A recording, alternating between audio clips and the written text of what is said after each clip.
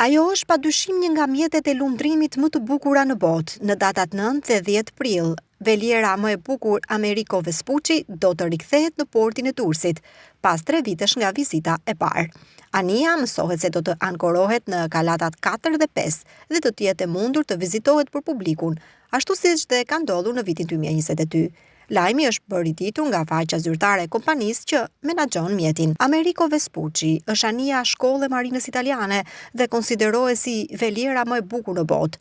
Anija është 100 metra e gjatë dhe është prodhuar në vitin 1931 në kantieret e zonës Castellammare di Stabia në Napoli. Ajo është një nga xhevajiret më të çmuara të marinës italiane dhe një mundësi e shkëlqyer për të parë nga afër një pjesë të historisë së marinës dhe kulturës italiane. Për këtë vit, për vizitorët janë vendosur kushte, sipas të cilave nuk lejohet hyrja me këpucë të larta ose me taka, nuk lejohet hyrja me kafsh, përveç se me qenë të vegjël që mund të mbahen vetëm në krah.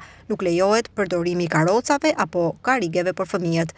Mundësia për ta vizituar këtë vit velierën ikonike është një mundësi e shkëlqyer për të mësuar më shumë rreth historisë detare dhe për të shijuar një eksperiencë të paharrueshme në bordin e Americo Vespucci.